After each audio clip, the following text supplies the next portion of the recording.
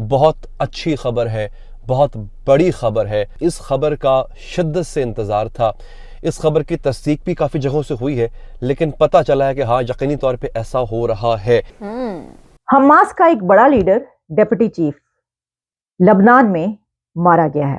یہ بہت بڑی خبر ہے، اتنا بھاری نقصان۔ یہ تو قدرت کی طرف سے ہے۔ ہمارے مسلمان ملکوں نے ابھی تک وہ بے حسی، وہ بے عملی، وہ دوگلا رکھا ہوا ہے۔ نہ OIC میں کوئی ایسی موومنٹ ہم دیکھ رہے ہیں، نہ عرب لیگ میں دیکھ رہے ہیں۔ موساد کو دنیا کی بہترین انٹیلیجنس ایجنسی کہا جاتا ہے۔ یہ وہ انٹیلیجنس ایجنسی ہے کہ جو دشمن کے گھر میں گھس کے اپنے دشمن کو جا کے مار دیتی ہے۔ اتنا اس کا مضبوط نیٹ ورک ہے ناظرین۔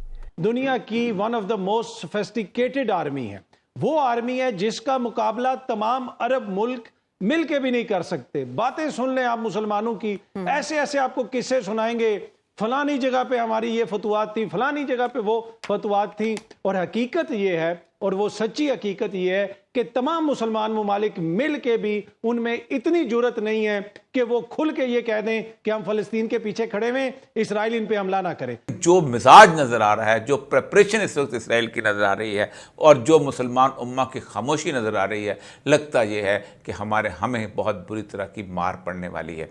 مائی گاڈ! نمسکار، جے ہند، آپ سبھی کا سواگت ہے ایک اور نئے ویڈیو میں۔ دوستو، آج صبح یہ خبر آئی، کنفرم خبر آئی کہ اسرائیل نے حماس کے ایک لیڈر، آئی تھنک نام پتہ نہیں کیا ہے، صالح العروری ایسے کچھ نام ہے، اس کو جو ہے ڈرون اٹیک کر کے لبنان کے اندر میں مار گرایا ہے۔ اب اسرائیل نے اس کے اوپر بڑا ہی سخت بیان دیا، اور اسرائیل نے کہا کہ یہ کوئی اٹیک نہیں بلکہ یہ ایک پنشمنٹ ہے۔ اب مجھے ہنسی اس بات پہ آتی ہے کہ پاکستانی میڈیا جو ہے، پاکستانی پترکار جو ہیں، وہ آئے دن گڈ نیوز دے رہے ہوتے ہیں اپنے ناظرین کو کہ گڈ نیوز جی یہ ہو گیا، مسلمانوں نے یہ کر دیا، ایران نے یہ کر دیا، لبنان نے یہ کر دیا، لیکن کبھی یہ نہیں بتاتے ہیں کہ پاکستان کیا کر رہا ہے۔ کیونکہ ہمیں تو یہ بتایا گیا پاکستانیوں کے دوارا کہ پاکستانی جو ہیں اور جو پاکستان کی فوج ہے وہ جذبے والی قوم ہے، اور نمبر 1 آرمی ہے۔ کس کی آرمی نمبر 1 ہے؟ تو پاکستان کی۔ نمبر 1 ایجنسی کس کی ہے؟ تو وہ ہے پاکستان کی۔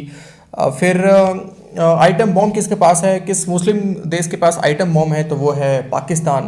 لیکن سب کے بارے میں بتایا جاتا ہے پاکستانی پترکاروں کے دوارا کہ یہ وہ کر رہے ہیں، یہ وہ کر رہے ہیں، لیکن پاکستان کیا کر رہا ہے فلسطین کے لیے، یہ ابھی تک پاکستانی میڈیا نے نہیں بتایا ہے۔ امہ کو یہ گالی دے رہے ہوتے ہیں، جیسا کہ ابھی آپ نے انٹرو میں بھی دیکھا۔ خیر، آپ مجھے کمنٹ کر کے بتائیے کہ پاکستان کو کیا کرنا چاہیے اسرائیل کے خلاف۔ باقی بڑھتے ہیں ویڈیو میں آگے بڑھنے سے پہلے چینل کو سبسکرائب کریں، بیل آئیکن کو پریس کریں، اور ویڈیو کو لائک اور شیئر کرنا بالکل بھی نہ بھولیں۔ تھوڑا سا یہاں پہ تنقید کرتے ہیں، تھوڑی سی وہاں پہ کرتے ہیں، جی پورا من حال ہو۔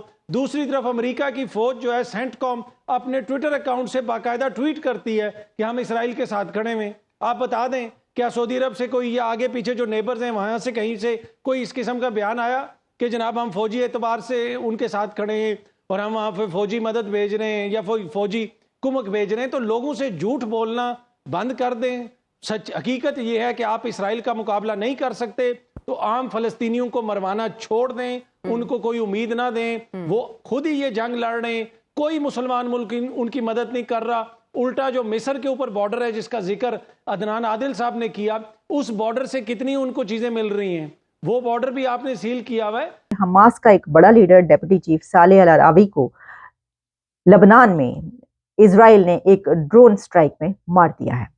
وہاں پر ایک بلڈنگ پر ڈرون حملہ ہوا جس کے نتیجے میں 4 سے 5 لوگ مارے گئے، اور اب یہ خبر سامنے آ رہی ہے کہ اس میں حماس کا لیڈر ڈپٹی چیف حماس کا وہ بھی موجود تھا، اور وہ بھی اس میں مارا گیا ہے۔ اس قتل کے بعد، اس خبر کے بعد حزب اللہ کی طرف سے ایک تھریٹ جاری کیا گیا، اور ان کی طرف سے کہا گیا کہ یہ لبنان کی سوورینٹی کے خلاف حملہ ہے، کیونکہ لبنان پر حملہ کیا گیا، وہاں پر جو موجود تھا اس کو مارا گیا، تو اس لیے وہ اپنے لیے اس کو ایک حملہ سمجھ رہے ہیں اور اس کے اوپر دھمکی دی گئی ہے اسرائیل کو۔ لیکن اسی کے ساتھ اسماعیل ہنیہ کی طرف سے بھی یہ کہا جا رہا ہے کہ اس کا بدلہ لیا جائے گا۔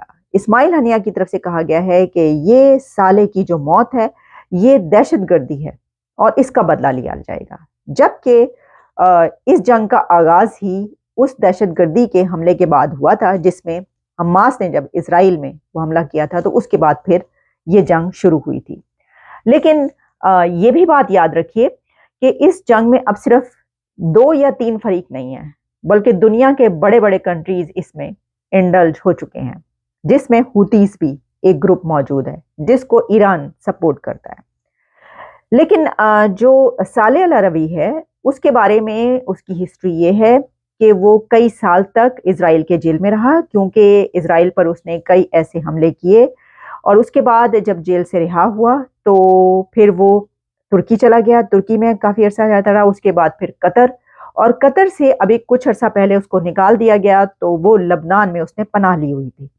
और यही वजह है कि लबनान में ये शख्स मौजूद है। जब इसराइल की फ़ौज को ये पता चला, वहाँ की इंटेलिजेंस को ये पता चला, तो फिर उस जगह को निशाना बनाया गया, और बल्कि पिछले महीने ही इसराइल की तरफ से ये कहा गया था कि हमास के जो लीडर्स हैं उनको तलाश किया जाए और मारा जाए। तो अब इसराइल की ये विन विन सिचुएशन या पोजीशन इसलिए कही जा रही है, या इसराइल की विक्ट्री इसलिए कही जा रही है कि इसराइल ने ये कहा था, मिस्टर नेतन्याहू की तरफ से कहा गया था लास्ट मंथ के अब इसराइल जो हमास है उसके लीडर्स को निशाना बनाया जाएगा, उनको नहीं छोड़ा जाएगा। तो उसमें से एक डिप्टी चीफ जो है वो तो मारा गया। लेकिन इसमें एक और बात सामने ये आ रही है, एक और खबर ये है कि हमास की तरफ से इसराइल को एक जो 3 फेज सीज फायर की डील पेश की गई, वो डील इसराइल ने उसको रिजेक्ट कर दिया। यानी ये कि हमास की तरफ से जो एक ऑफर थी वो ये थी कि 3 फेज में जो है ये सीज फायर किया जाए, जंग बंदी की जाए, और इस तरीके से कि पहले जो है वो इसराइल अपनी फौजें वापस बुला ले, और फिर उसके बाद होस्टेजेस जो हैं उसका तबादला हो या उनको वापस किया जाए, और उसके बाद जो है वह ये जंग बंदी हो। लेकिन इसराइल ने ये डील मानने से इनकार कर दिया, और इसकी वजह ये है कि इसराइल का ये कहना, मिस्टर नेतन्याहू का ये कहना है कि ये डील उस वक्त मानी जाएगी कि जब हम ये फैसला कर लेंगे कि हमने जंग बंदी करनी है। तो अभी तो ये फैसला ही नहीं किया गया इसराइल की तरफ से कि जंग बंदी होगी। अगर सीज फायर पर अग्री कर लिया जाएगा तो उसके बाद ये डील मानने या ना मानने की बात की जाएगी, क्योंकि उनका कहना ये है कि ये स्टार्ट हमास की तरफ से जंग हुई थी, लेकिन इसका इख्तिताम इसराइल की तरफ से होगा। वो फिल्मों में आप देखते हैं ना, वो कहते हैं कि जंग शुरू तुमने की है तो खत्म मैं करूंगा। तो पैन ओ भी है कह रहे हैं कि जंग शुरू तो तुसी की है पर खत्म असी करांगे। तो खत्म करने की तरफ क्या ये जंग जारी है? इसकी वजह ये है कि एक जो लीडर है वो तो मारा गया, तो जो चुन चुन के उन्होंने लीडर मानने हैं, क्या इस्माइल हनिया को भी आने वाले दिनों में इसी तरह की खबरें आएंगी? उसकी भी इसकी वजह यह है कि इसमें फर्क ये है कि लबनान में वहां पर हमला करके मारना जो है वो आसान है, लेकिन इस्माइल हनिया कतर में मौजूद है। तो अगर तो वो कतर से कहीं और लबनान में या कहीं पर पनाह लिए हुए है तो उसके पर हमला भी जो है वो आसान हो जाएगा। अच्छा, हिजबुल्लाह की तरफ से जो ये कहा गया, क्योंकि हिजबुल्लाह जो है वो भी इस जंग में शामिल है, एक फरीक है।